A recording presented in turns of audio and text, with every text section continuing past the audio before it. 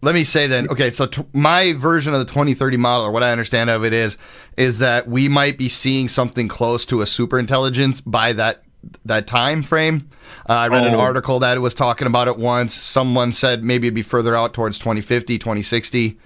What do you think? Will we get there even? I think we might get there, and it'll be pretty terrible when we get there. Okay. Like it's not gonna self implode before it gets super awesome. Part of it's because it's being built on humans, and humans are flawed. Okay. Right. So we're gonna fill it with bad information along with good information, and it's now to a point where it's trying to teach itself, and it's scraping basically the entire internet.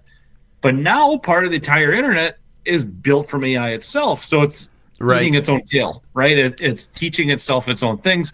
So it's plateauing in certain areas. Do you think it's reinforcing laziness? No, I don't think it's that. I just think it's just the nature of what it's trying to do and what it's dealing with. So it's a certain amount of information what is from humans, and now it's from itself. So it can only teach itself so much. You can get the smartest scientists in the world to manually try to fine tune it, but that's not what AGI is. So when you're trying to get the super intelligence, where it can think for itself. What is AGI? The acronym. So AGI there's a lot of different phrases for it. Artificial general intelligence, I think it's being called, but that's generally it's artificial general intelligence is what that's the acronym for it. But what it's supposed to mean is like it exceeds human cognitive capabilities across all tasks. Yeah. So right now it's doing pretty well with math. It's doing pretty well in a few areas, but I think people are underestimating the power of the human brain and the creative side and the side with art and literature and that, and then along with STEM and along with all the other things that go along with it.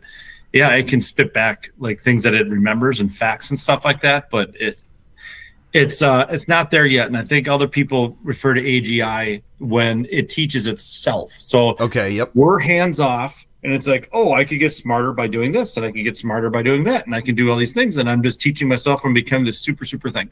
And that's what you've seen in the movies, years and years and years ago. So those are the two theories that go along with AGI. I think it is already to a point where it's trying to teach itself, and it's not doing a great job at that. And I do think it is exceeding some human cognitive abilities in certain areas. But again, it's not perfect, and there's a lot of ways where it's screwing up too. So one interesting thing that people have done recently, this was in the last 2 weeks, they stuck different AI models in basically the same room. So they're the same locked down computer, and they're in the same folder structure.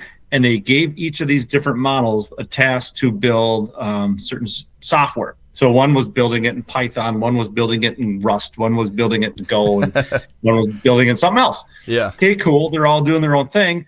And then they started realizing that each other was there because they're trying to yank from the same resources. Right.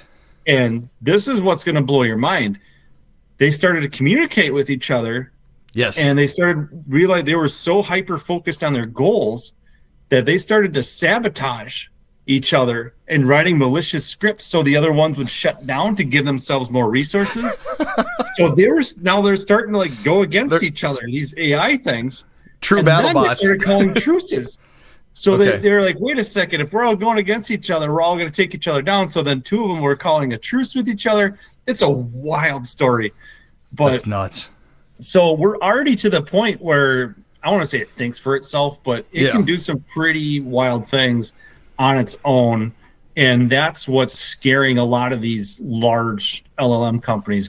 Anthropic is the most famous one when they released Fable Mythos. Yep. And the government forced them to shut down for 3 or 4 weeks because some guy just went in and was able to basically hack into a bunch of stuff because the AI was so powerful, it was able to find all these exploits.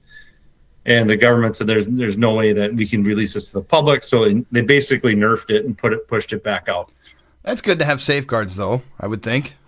It is. It's good. Definitely. You don't want it to go into the wrong hands. So I think the full Mythos Fable is released to like a few corporations, which that's another conversation you can have with that too. But right.